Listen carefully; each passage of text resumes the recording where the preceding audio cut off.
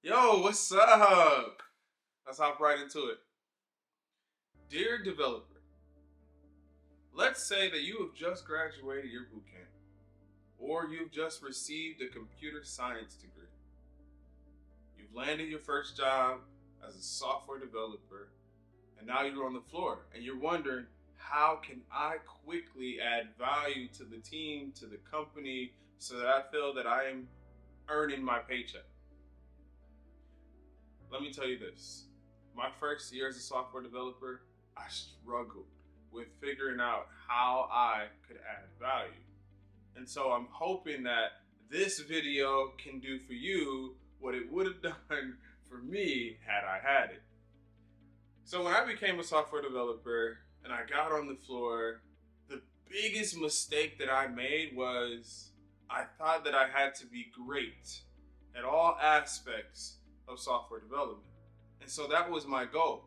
Let me go and get great at front end, at back end, at APIs, at user interfaces, at databases. Like I was just trying to do too many things at once.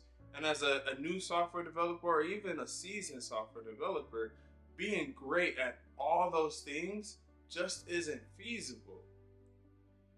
And so I didn't realize how unfeasible it was until one day I was working on HackerRank's 30 day of coding.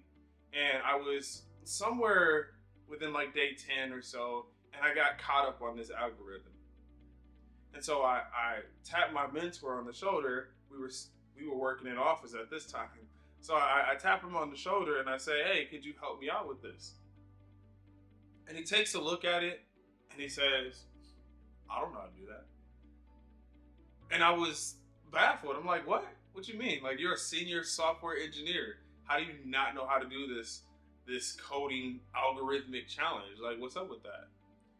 And what I realized in that moment was that yes, he could sit down and he may have a few more resources or some experience more than I have to solve this, but right off the top of his head, he didn't just know how to get in there and code this.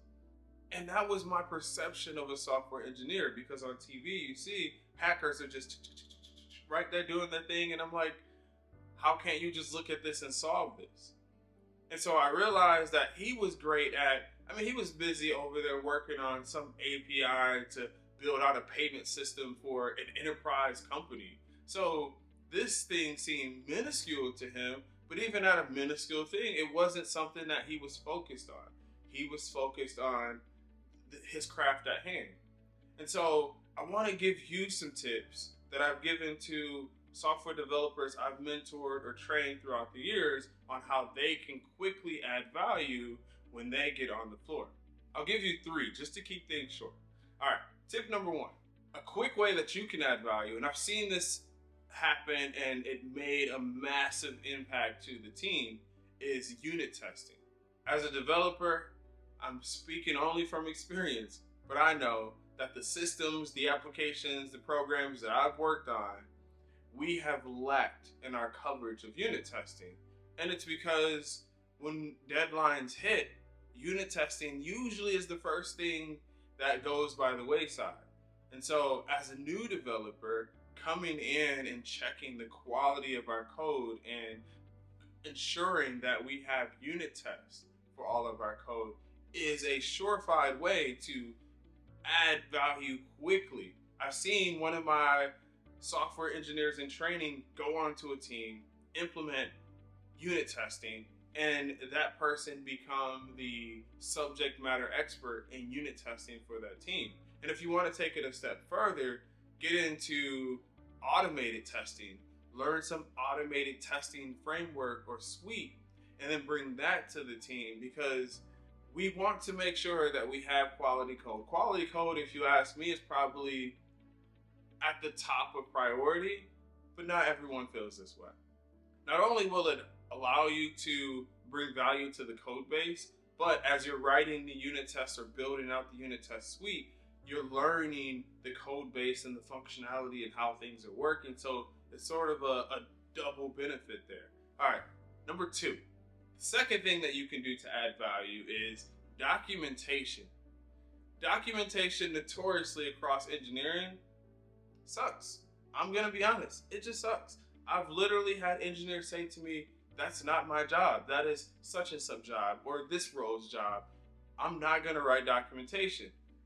And so as a new developer, again, you can come and bring that value to the team. And the reason that I feel that documentation is important is because documentation not only notes what's going on in the code base, the endpoints that you're using to connect to APIs, how the code is working, the standards and practices around the code. So it helps new engineers, it helps anyone that you're going to communicate who don't understand code, at least with diagrams and things of that sort, to understand what the functionality is. And again, from a selfish reason, it helps you better understand what the code is doing, because in order to document something that's going to communicate effectively, you need to understand the code base. Tip number 3, this one is sort of a catch-all. Learning a new technology. One of the most successful engineers that I've met in real life, like their career went from 0 to 100 real quick, right?